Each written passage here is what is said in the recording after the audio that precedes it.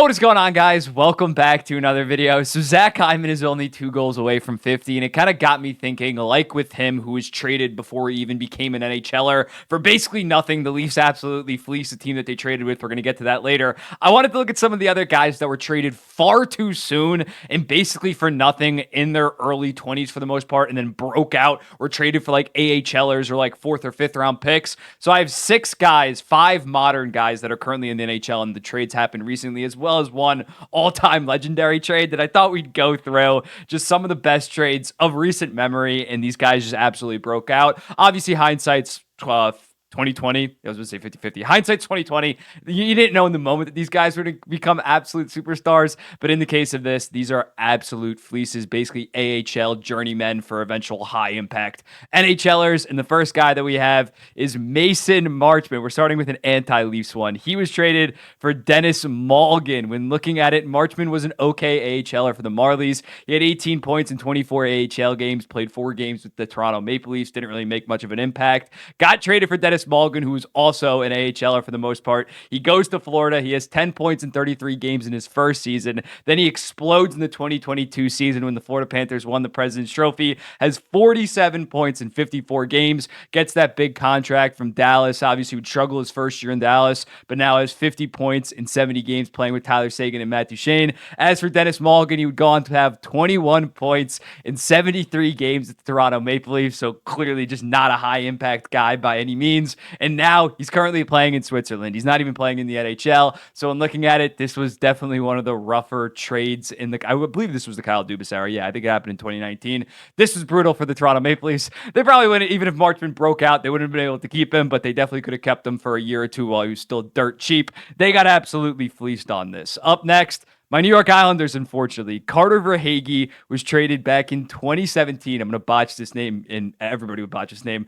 for Kirsters Godlevskis. When looking at it back in 2017, Verhaeghe was an okay AHLer. He had 29 points in 45 games with the Bridgeport Sound Tigers back when they were the Bridgeport Sound Tigers instead of the boring-ass Bridgeport Islanders now. So he was only 22 years old. The Islanders maybe could have kept him, but they ended up trading him for an AHL goalie in Golevsky. When looking at what Verhaeghe would go on to do, he would go on to dominate with the Tampa Bay Lightning's AHL team, the Syracuse Crunch. Final year had 82 points in 78 games. Got the call up in the 2020 season. Wasn't a massive piece of their Stanley Cup run, obviously, but he did play basically the entire regular season as well as a decent amount of playoff games. Obviously, would go on to win the Stanley Cup with the Tampa Bay Lightning. So the Tampa Bay Lightning got rid of an AHL goaltender that would go on to play 3 games in the NHL for a guy that was a piece of their Stanley Cup team. And obviously, going forward, Verhaeghe has just become an absolute beast. Scored 40 goals last year. This year, going to go north of the 35 goal mark. He's an absolutely fantastic player, and my New York Islanders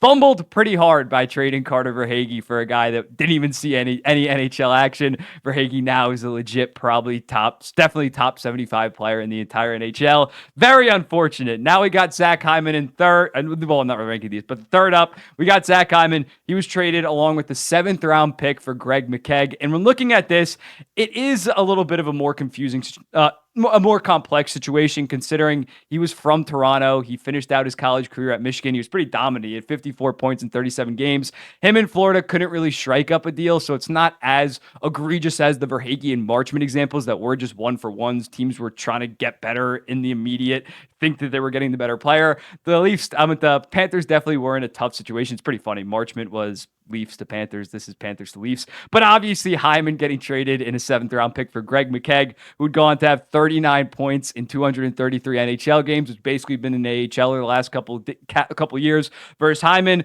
took a while to develop on the Toronto Maple Leafs, but in his prime was with Marner and Matthews, putting up around like 35 goal, 25 assist pace, and now has absolutely skyrocketed. So this was definitely a tough trade for the Florida Panthers. Shame that they weren't able to get a deal done with Zack Hyman. Clearly, Toronto very much benefited from this trade. Fourth, Fourth, we got Chandler Stevenson, who was traded in December of 2019 for a fifth-round pick that would go on to become Ty Murchison. Stevenson hadn't really carved out a big role on that Washington team. He was kind of stuck in the bottom six, only had 29 points in 131 games the prior two seasons, 2017, 2018. He was on that Stanley Cup winning team in 2018, but yeah, like a mid-20s point scorer for the most part. But basically, as soon as he got to Vegas, he was a very good player, immediately like half a point per game. The last two seasons, 64 points in 2022, 65 last year, obviously pretty decent part of their top six for that cup run. A very good two-way player for the most part. And this year he has 42 in 65 games. Yeah, they gave up on him a little bit too early when he was 22, 23 years old for only a fifth-round pick. Ty Murchison has 7 points at Arizona State this year as a defenseman in his junior season. Doesn't look like he's going to amount to much. So Washington definitely gave up on Chandler Stevenson a little bit too early. They did bounce back when they traded not a lot for Dylan Strome a couple years later, but this was very unfortunate. They maybe should have waited out another year, even though when he got traded, at the time that he got traded, he only had 4 points in 24 games. But yeah, they clearly weren't utilizing him in the right way, because immediately once he got to Vegas, he really flourished and exploded into the player that we know now. Fifth, another Vegas Golden Knight. Vegas got Aiden Hill for a fourth-round pick from the San Jose Sharks. He was a 6'6" guy with a lot of potential, but hadn't really proved it. His last prior season to 2022, his 2021-2022 season, he had an okay 906. He was never established. He was nothing more than really a backup. So they trade him for only a fourth-round pick, a 2024 for a fourth-round pick. So that pick's going to get used, obviously, this summer. But when looking at Aiden Hill, as soon as he got to Vegas, he emerged as an absolute stud. He had a 915 last year in 27 games, 932 and an 11-4 record en route to a Stanley Cup title. This year, he has a 914 as the full-time starter. So clearly, he was ready. He was primed to break out, to get him for only a fourth-round pick, and now he is pretty consensus. I'd say definitely top 15 goalie, knocking on a top 10 once he gets a little bit more experience under his belt. This was fantastic work by the Vegas Golden Knights to get Chandler Stevenson and Aiden Hill for a fourth and a fifth-round pick. I know they go all in at the deadline, and that's what people really notice, the big deals like a Mark Stone, like a Pacioretty back in 2019, but it's also their ability to pick up these hidden gems for the most part for mid-round picks that has led to them being this fantastic team. Just great work by Kelly McCrimmon as usual. And then lastly, we got more of a retro example. We have the Marcus Naslund for Alex Stovjanoy back in 1996.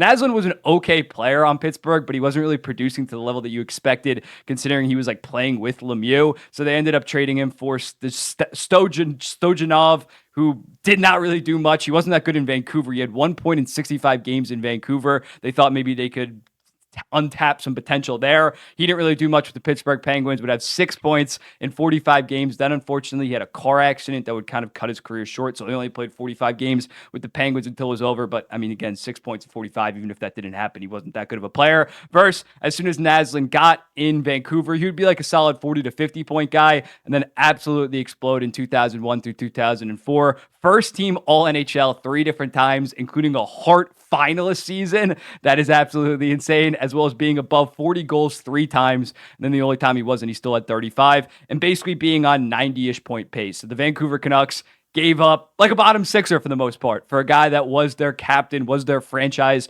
best player up until when like the Sedins really started to break out from the late 90s into the early 2000s, mid 2000s, honestly, before the lockout. But just fantastic work by the Vancouver Canucks here.